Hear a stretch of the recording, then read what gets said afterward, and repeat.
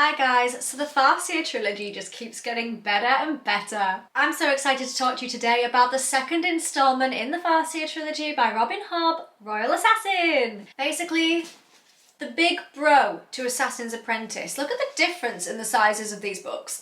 I already filmed a review for Assassin's Apprentice where I absolutely loved this book with every fibre of my being. A lot of people say that they don't really like the pacing of Assassin's Apprentice, they find it too slow. If you are one of those people, read Royal Assassin immediately. You will love this one. The action has ramped up big time. It's a big old book, but it doesn't feel like a big old book because there's so much juicy action, in my opinion. Speaking of my opinion, that is exactly what this video is. Today I'm going to be sharing my review and my opinion of Royal Assassin by Hobb, the second instalment in the Farseer Trilogy. Let's put this one back on the shelf, shall we? We won't be needing him today. Oops, ow. I'm going to start this video off with saying that this book wrecked me in the best possible way. If there is one way that I like to be destroyed and tortured, it is the way of reading this book. If you enjoy experiencing emotional pain and despair, you will love this book. This book was intense, it had deeper emotions, higher stakes, and Fitz has a terrible life, let's be honest. It's so frustrating because he's such a lovely, enjoyable character. I think he's really likeable. I really like Fitz. He has an awful life that he is so undeserving of. FYI, there will be minor spoilers in this video. If you enjoy book reviews, make sure to give this video a thumbs up and let me know what other books you think that I should read and review for my YouTube channel in the future. I love receiving recommendations from you guys. So firstly, what struck me immediately from this book was literally within the first few pages is how emotionally raw it is. It doesn't wait. You are thrown headfirst into grief, isolation and political tension. Fitz has barely recovered from the events at the ending of book one, which was so hard to read about. And Hobb doesn't hold your hand and guide you through Fitz's experience. We are literally thrown into the despair that he is experiencing. Obviously, we are reading from his point of view. He's not going through a very good time, so therefore I'm not going through a very good time because I'm reading about life through his eyes. Also, just to let you know, I know that I have the paperback version of Royal Assassin here, but if you did want to read the ebook or the audiobook version of it, then make sure to check out Everend because they do have a lot of Hobb books on there, including Royal Assassin. You can click the link in my description box for a 30-day free trial. It just means if you want to read the audiobook, then that is a great way to do so. I always think that Hobb's prose is something to praise. This was something that was consistent within Assassin's Apprentice, and it is even better in Royal Assassin. This book had me hooked right from the first few pages and consistently throughout it. There was not one moment in this book where I was not completely gripped and compelled by it. In terms of my ratings, so I rated Assassin Apprentice 4 stars. This was a 4.5 stars. Honestly, they were both so close to 5 out of 5 stars. I'm so picky with my 5-star reads. For me, they genuinely have to be perfect. And I think the only thing that possibly prevents these books from being perfect for me is the pacing. Some parts feel very jam-packed and action-focused, and other parts feel very, very slow and focused on world building and character development. That's not a problem. I love it. Obviously, this is a 4.5 stars for me, but if there was a little bit more consistency with the pacing, so a good balance of action here with a little bit of world building sprinkled in and then some character development and then more action rather than all or nothing, that to me would make a perfect book.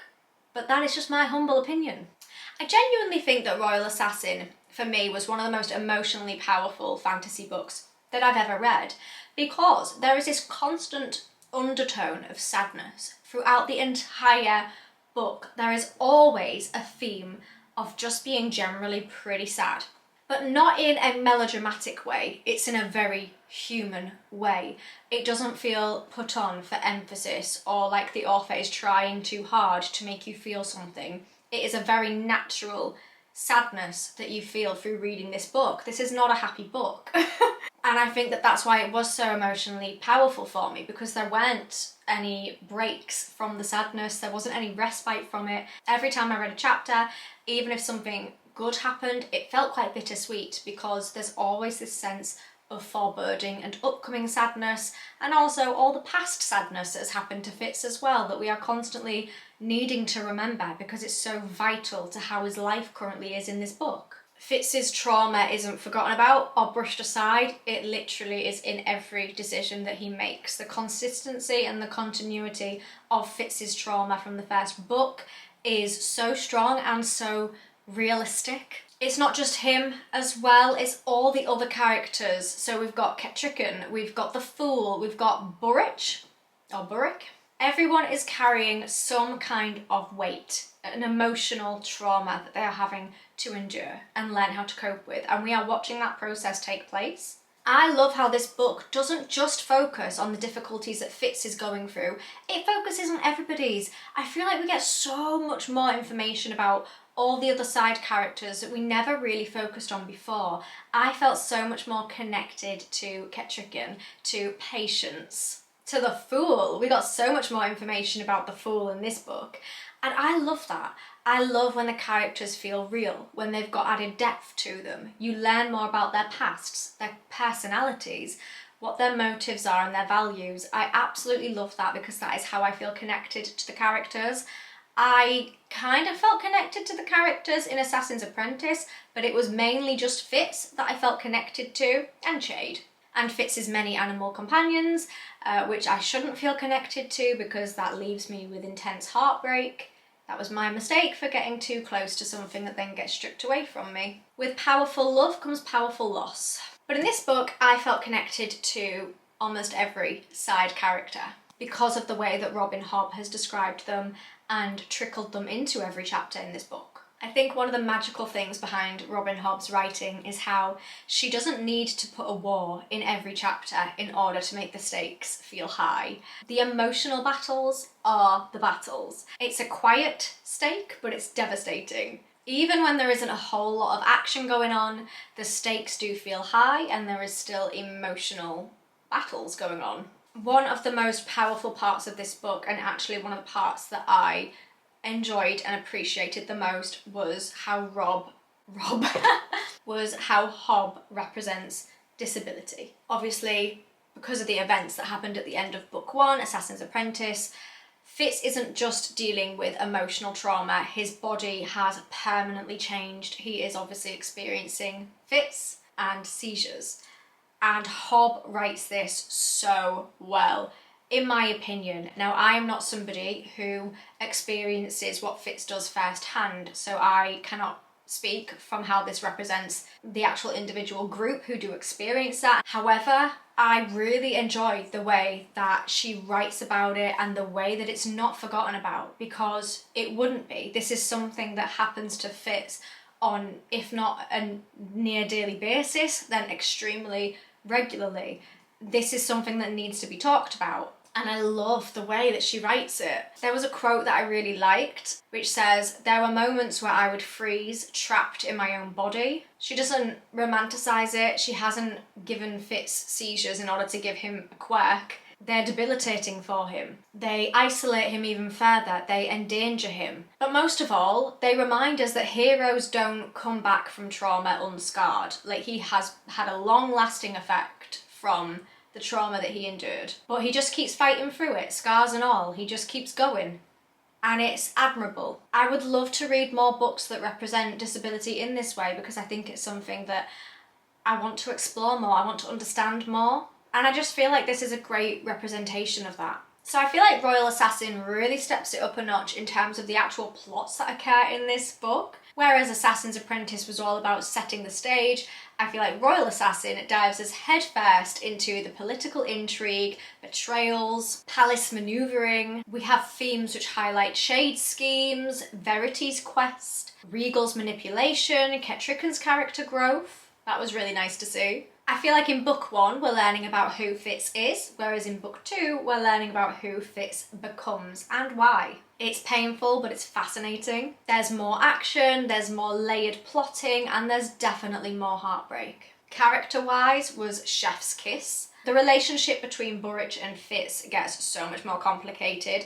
It's kind of like this blend of father figure, warden, a deeply flawed human being trying to advise Fitz but also look out for him at the same time, kinda. Kettricken goes from a pawn in a game to a queen. And the Fool is just so mysterious. Honestly, he's an enigma. I loved every minute of it. I mentioned earlier about how much I love the character development from these side characters. It's just so good.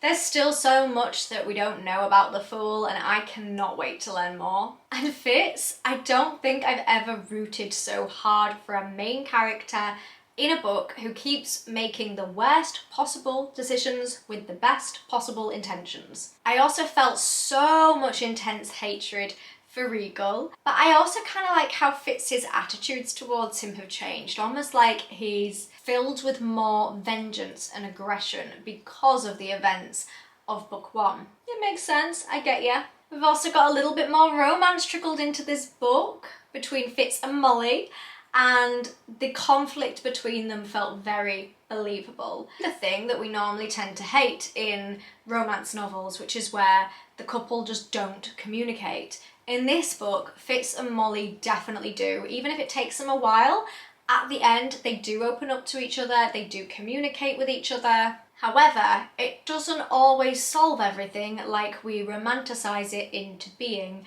Communicating didn't solve all of their problems. Perhaps it didn't make them feel closer together. It made them understand each other more, but in a way, Molly discovering that Fitz is, murdering people for a living, perhaps didn't strengthen their relationship. It's not the biggest turn on. It was very realistic in the sense that sometimes the communication goes perfectly and solves all of the relationship's problems, and sometimes it just doesn't, and that is okay. The main thing is that they were communicating with each other, which is what we all root for, it's what we all want, and it is what is recommended. But Robin Hobb didn't romanticise the outcome of the communication. It was very realistic, and I liked that. Let's talk a little bit about the magic system, which I've always found quite intriguing. I mean, I say always found, I'm on Booktube. It's a very interesting magic system, so we have the wit and the skill, and I feel like both of those do evolve in Royal Assassin. We learn so much more about them. We get to see how dangerous and intruding the skill is through Fitz's connection to Verity, which was a very cool plotline, I must say. However, through that, I don't feel like we learn all that much more about the skill than we do in Assassin's Apprentice. We learn a little bit more because of the Verity storyline. However, I feel like we learn so much more about the wit, like so much more, which in turn has developed the overall magic system. And Fitz's bond with Night Eyes, oh my gilly goodness. This is where it really starts to shine. When Night Eyes keeps saying, "You are pack, we are pack." I like to think that the bond between Night Eyes and Fitz is the same bond that I have with my bunny rabbit Lupin. Except when he speaks to me, he doesn't say "we are pack," he says "give me food now, biatch." In this book, we see that the wit isn't just a tool that Fitz uses, it actually becomes part of his identity. And through Night Eyes, we see him find connection and bond again. And I feel like Robin Hobb uses this connection to explore loneliness and loyalty in a way that hits so hard and actually ends up saving Fitz's life. Overall, I am just absolutely petrified that Night Eyes is going to suffer the same fate that both Nosy and Smithy did in Assassin's Apprentice. Some of Fitz's previous animal companions have not had their storylines end very well. It has always ripped my heart out of my chest and makes me cry. I don't think that I can take that again. So thank the Lord, hallelujah, that Night Eyes was safe in this book, because as soon as that little cutie patootie got introduced, I was petrified in every single chapter that my love for Night Eyes was going to be punished and I was going to end up a blubbering wreck by the end of this book. I was turning the pages fearfully. I was scared to turn any page and see the word Night Eyes on it. However, for now, Night Eyes is safe. Thank goodness. I am so grateful to you, Robin Hobb. Please don't break my heart in the next book. Royal Assassin isn't an easy read. Now, I don't mean in the sense of Robin Hobb's writing style. I feel like her writing style is easy to understand. You can understand the plots are not overly complicated, there's not too many characters that you don't know who anybody is, and the prose is very easy to follow. But what I mean by it not being an easy read is that it's just so gosh darn emotional. It's heavy, it hurts. There's so much to feel when reading this book, but it is so worth it. Robin Hobb creates a world that feels incredibly real, with very likeable characters that stay with you for a long time after you close the book. I loved Assassin's Apprentice, and I loved this one even more, which I didn't know what to expect. I didn't know if I was going to like this one as much as Assassin's Apprentice. I was pleasantly surprised that I did, and I'm waiting for my Robin Hobb 5-star read. Will it be the next one, which I believe is called Assassin's Quest? I've got it behind me, let me check. Yes, Assassin's Quest. Will that be a 5-star read? I do have the other trilogies as well in the realm of the Elderlings to read. I'm waiting for that perfect book, but these ones are pretty darn close. So I would love to know what you thought to Royal Assassin when you read it, and also in comparison your thoughts on Assassin's Apprentice. Which one do you prefer? I am just so captivated by this series. I cannot wait to read the next one, and luckily Robin Hobb has so many books left for me to read. I am at the start of my journey with Robin Hobb. I've only read 2 books. I'm so grateful that I can say that, because I can't imagine how I will feel towards the end of the books that she has, and to know that there won't be many more for me left to read in this incredible series. Those of you who've read the whole thing, how did you cope? Help a gal out. So I hope that you enjoyed this video. Make sure to give it a thumbs up if you did, and leave me a comment below to just let me know how your day is as well if you don't want to comment on the book. Or if you have any books that you'd like to see me review, then please make sure to let me know. Thank you so much for sticking with me today and for watching this video. I would also love to give a huge thank you to the members that are supporting my channel. It honestly means the world to me, and you are so appreciated. If you'd like your name featured on screen at the end of each of my videos, or you just want to support the channel in any way, then please check out the channel memberships. There's lots of cool perks for you to enjoy. I will see you next time, or rather you'll see me, and I hope that you have a wonderful rest of your day. Bye for now.